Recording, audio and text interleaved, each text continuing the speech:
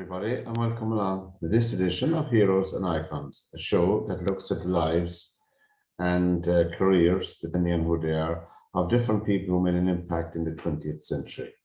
And these people we are looking at are both men and women who made an impact in their particular field. And this is a personal choice of mine of looking here on their media. So therefore, there are many, many more who can fit the bill, but we can only do one at a time. And this edition will be looking at the life and times of David Janssen, who everybody may not know his name, but most of you will anyway, of a certain age. And he was, of course, a very, very well-known TV and film actor who I suppose one of the television series that launched him, both his face and his career, onto our small screen was The Fugitive, the original Fugitive.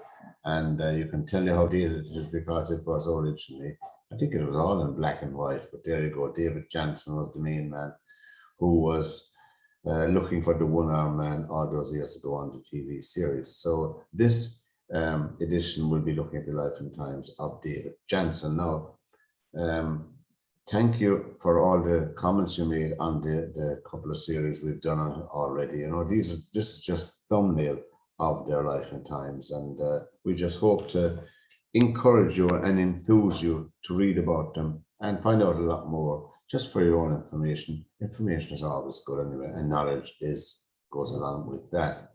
He was born David Harold Meyer in Nebraska, and he was born in 1931, David Harold Meyer in Nebraska, and at a very young age his parents divorced, and his mum remarried again. I think he was about 3 or 4 at the time, and her second husband was Eugene Jensen, and so she got married to Eugene Jensen, and the young David took his stepfather's name, hence David Janssen. And of course, as I say, he grew up in Nebraska, and he was always a handsome-looking young lad anyway, you know, and you'll see from the photographs there that we'll be showing throughout the program, he had a sense of presence and attractiveness about him, and I suppose personality as well, and all of that, and aura. That's what I'm trying to say about him at a very young age. So he got, I think, his first film part at the age of 13, and indeed by the age of 25, he had appeared in almost 20 films. Nearly all of these parts really were supporting actor of one way or another, but nevertheless, those things get you noticed. Then he was called up for his 2-year service in the US Army. Whilst he was in the US Army at the time, he befriended 2 people who had a good influence on him later on in life, and that was Martin Milner and Clint Eastwood. And most of you looking at this will have heard of Clint Eastwood, I'm sure. I don't have to tell you about the bold Clint. He's still going strong at the age of 91 now, I think. That's Clint Eastwood, and an actor, director, award-winning director, and a fantastic jazz piano player. You should look at getting some of his music as well, because he played some lovely piano pieces in that film, Play Misty for Me. But there you go, I digress a bit. David Janssen, anyway, he was got out of the army, and he was looking for work, and like many actors as well before him, not many people make it big time, as I say. So it's a challenging and tough world to exist in. But anyway, he got his first break when he was signed up to do a TV series, which was called Richard Diamond, Private Detective. And that particular series, Richard Diamond, Private Detective, ran from 1957 right through to 1960. So I mean, that was steady work for anybody of his ilk, you know. Now he also, of course, appeared in many films. Too many here to list. You can look up the list yourself, the films of David Janssen. When I was researching this and going through the stuff, I had no idea, I must confess, of his film career, which was very long, and indeed right up to before he passed away, he was working assiduously in films and TV. And of course, then during that time as well, he appeared in 1955 in the famous film, which was To Hell and Back. Now, most of you will have remembered that film because it was a biopic of one of the most decorated heroes of World War II, the life and times of Audie Murphy, who himself forged a good film career as well. But David Janssen was in one of the cast, the main characters, one of the main characters, not the main character, in that film from 1955 To Hell and Back, as I said, a biopic of Audie Murphy, who was still a decorated Purple Heart winner and all of that. And also then he appeared in the 1960 film as well, which was Hell to Eternity. And of course, he also appeared in with John Wayne and a stellar cast in The Green Berets, or The Green Berets, as someone called them, but The Green Berets in 1968. So he was well regarded and absolutely well in demand.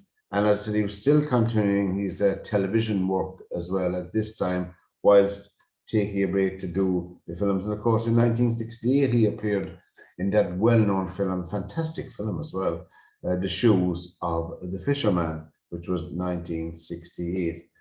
Getting back to the thing that he came to my prominence first as a young lad was the television series The Fugitive, a Quinn Martin production. Do I ever forget that? And the theme music as well, starring David Janssen as Richard Kimball, and of course Barry Morse as Lieutenant Gerard. And of course, in the late 1980s, I think it was, or early 90s, I didn't look up the exact date. It was a very good film, really, made with Tommy Lee Jones as Lieutenant Gerard and Harrison Ford as Richard Kimball. In the film was the name of the film was The Fugitive.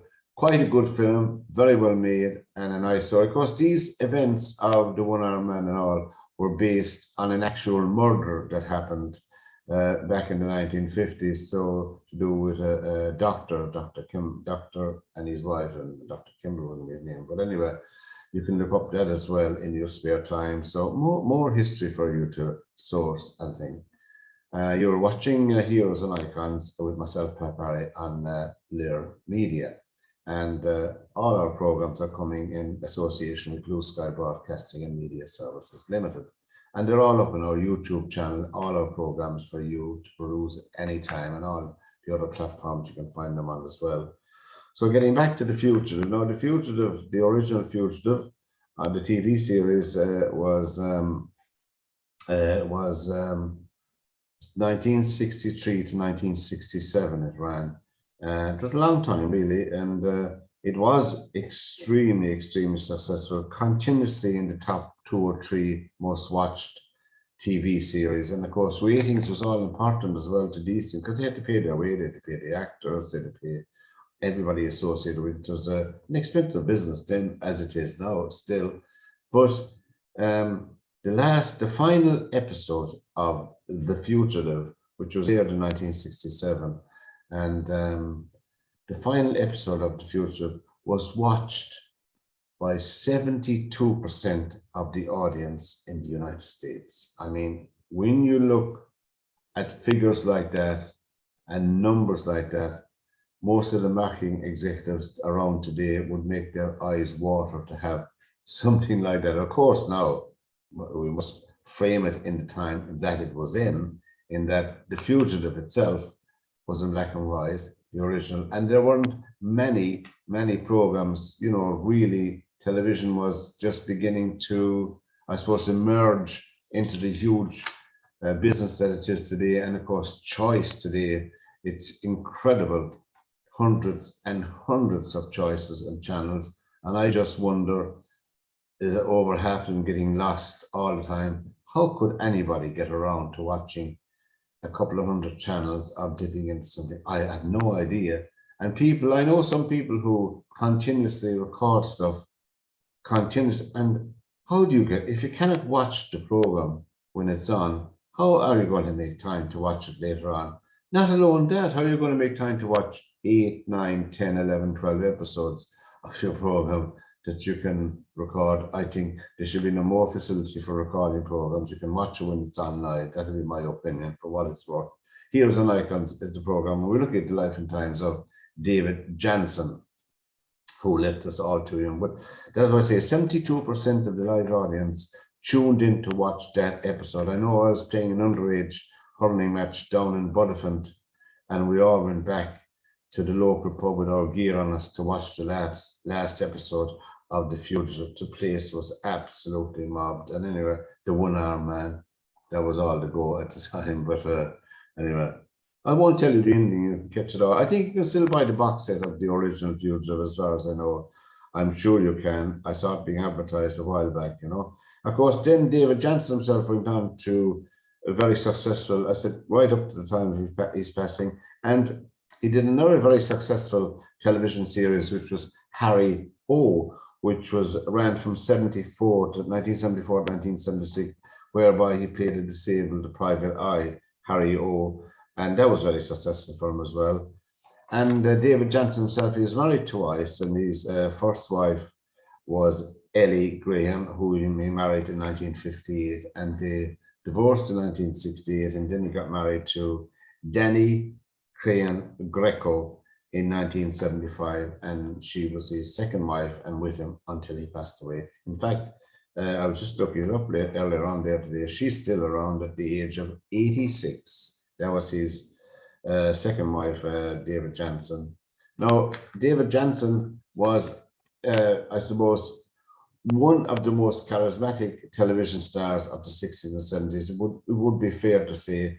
And there was all these polls were done in favorite television shows, favorite television actors, and he was consistently in the top 4 or 5 in all those polls. And the Fugitive, I think, in a final poll of all of those, I think The Fugitive came in number 26, I think, of the all-time favorite TV series, which, when you look at it, it's astonishing when you look at the advancement of modern technology and the advancement of all the tricks and trickery that goes on now in making television series. You know, you could make a television series on your own bedroom if you were up to that kind of thing.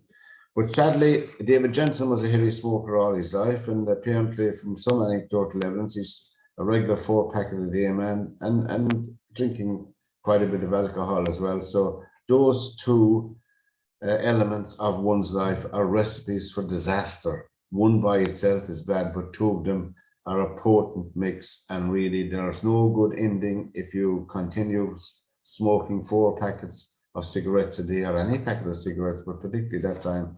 But I mean, they were all to go. It was very cool to have a cigarette in the 1960s, as you know, with advertising and placement and all of that, and sponsorship.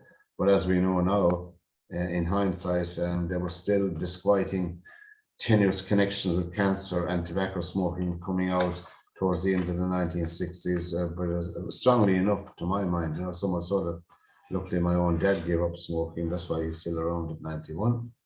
And well, one of the reasons, I should say. Now, as I said, he died from a massive heart attack in 1980, which was no life really. He was just short of his 49th birthday. As I said, he was born in 1931, and he was just short of his 49th birthday. And, you know, it was very, very sad indeed. And I must say that he had a huge, huge funeral, that is David Janssen. He died of a sudden heart attack in early morning of February the 13th, 1980, at his home in Malibu in California. At the time of his death, Janssen was filming the television movie Father Damien.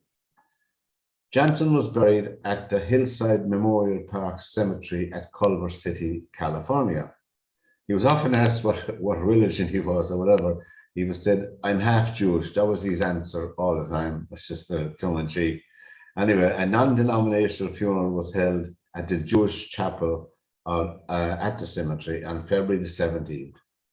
Suzanne Pleshette delivered the eulogy at the request of Janssen's wife. Milton Berle, Johnny Carson, Tommy Gallagher, Richard Harris, Stan Herman, Rod Stewart, and Gregory Peck were among Jansen's pallbearers. And some of the honorary pallbearers at his funeral contained Jack Lemmon, George Peppard, James Stewart, and Danny Thomas. And that goes to show, according to his friend and fugitive co-star Barry Morse, David Janssen was well known as one of the hardest working actors in the USA, regularly working 12 to 14 hours a day, and he kept working until his early death. For his contribution to the television industry, David Janssen is a star of the Hollywood Walk of Fame, located 700 block of Hollywood Boulevard. There you go if you ever want to go and visit it. But David Janssen to me was one of my heroes, and certainly of the small screen in the 1960s and the 1970s, along with many others as well known that we may get to in this series, as the life and times of David Janssen. And indeed, I suppose one could say that he left the world very, very young. I said just short of his 49th birthday. That was David Janssen. Now, the program is Heroes and Icons here on Lear Media.